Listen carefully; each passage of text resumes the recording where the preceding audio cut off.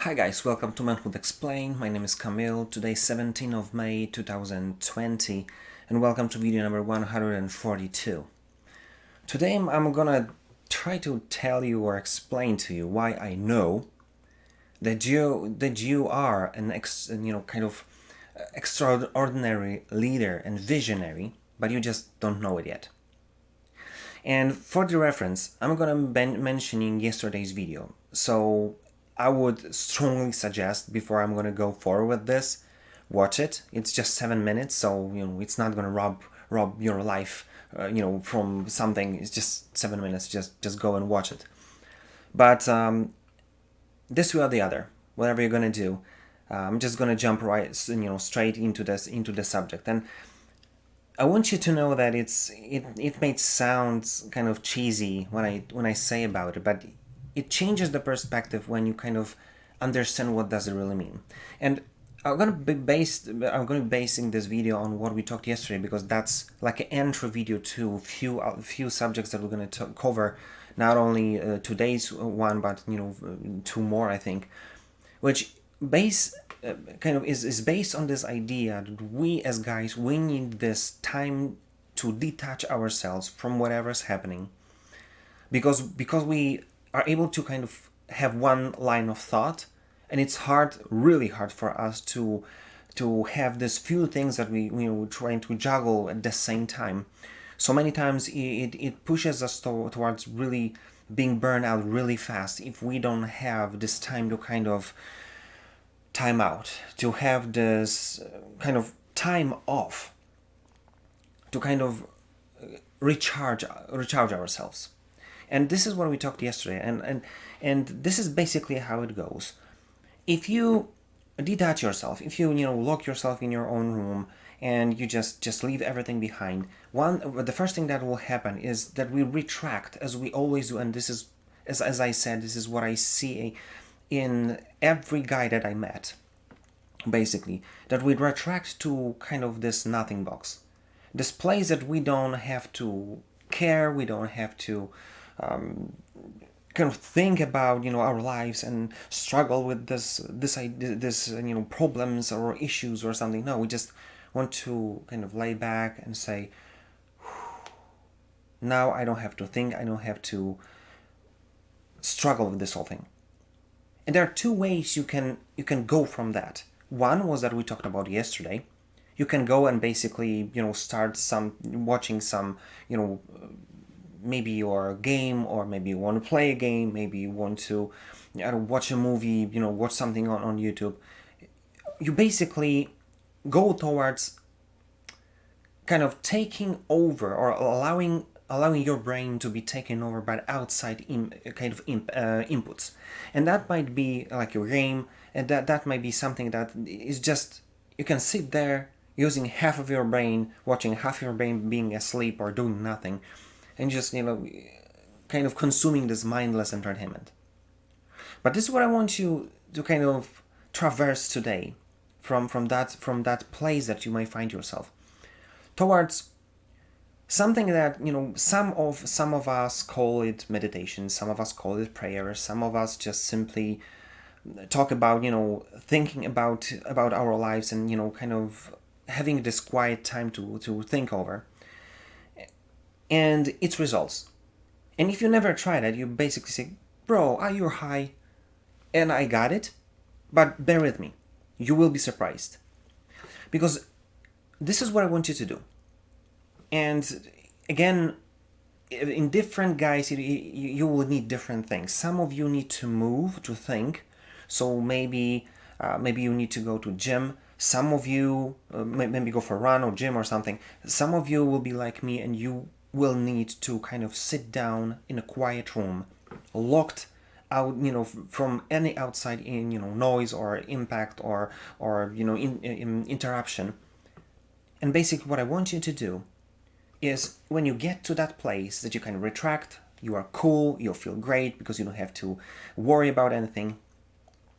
And then I want you to ask yourself a question. Where are you? Look at your life and think, what is great, what is not so great, what do you want to change, and what do you want to make better? And then from that point, try to be as grateful as possible. Don't be this guy who's basically all the time thinking, "Oh my God, my life is hell," because you're gonna go towards depression, and this is completely not where we want to go. Think about positive things, and then ask yourself one of the most fundamental questions that I see us guys, and we are not taught to think about it as well, as I talked in yesterday's video if you watched it. And this is fascinating because if you ask yourself, what do I really want? It may completely change your life. That's one of the most fascinating things that you can ask yourself, because now when you're in this place that you don't ask anyone for permission. You don't have to struggle with what my wife's gonna tell talk think about it. There is no barriers.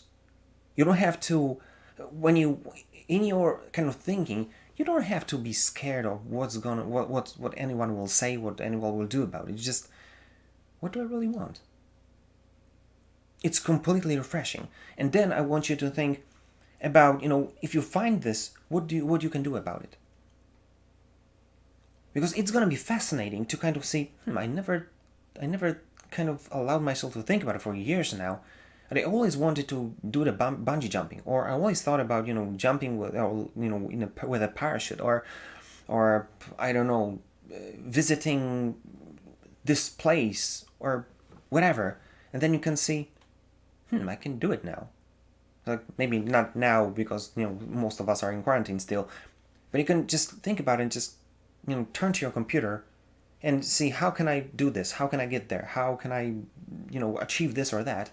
And you'll see that so many things that always been your dreams, and you kind of squash them inside yourself, not allowing to think about it because you've got family, you've got new kids and this and that, and you allow yourself to kind of release yourself from this leash of day-to-day life, which kind of falls on you, and that's why you feel so burdened.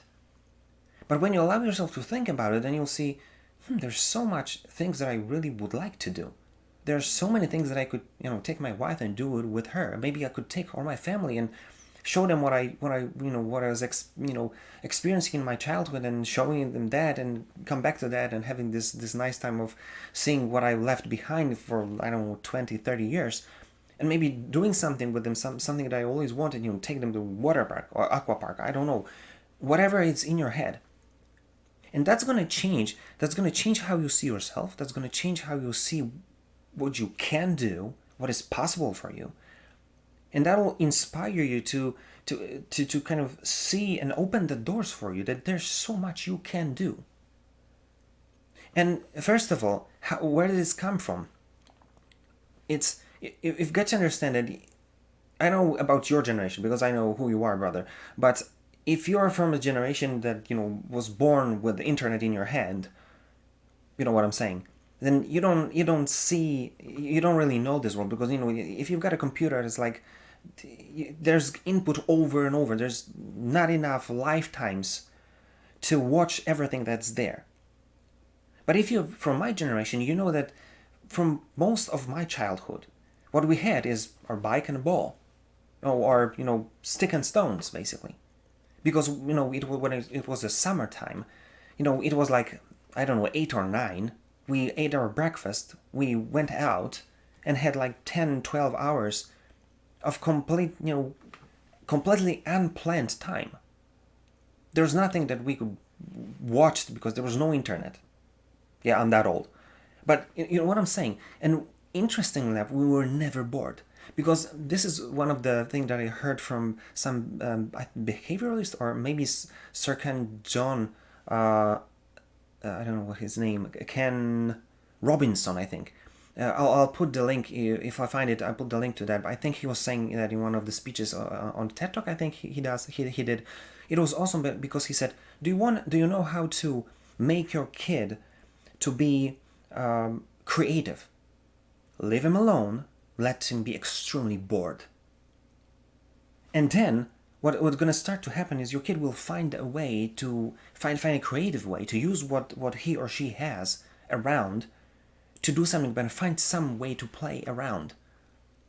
And it's fascinating because it basically goes with the saying that, we guys, we are always boys. We don't grow up, we just grow, and we just change toys. And I would say that's a good thing. Because if you allow yourself to experience this, I don't know, time of meditation, although I don't really never meditate, I don't even know what does it really mean, because I know that is like more spiritual thing behind it. I do pray, as I told you, I've got a Christian or Protestant background, and I do that all the time.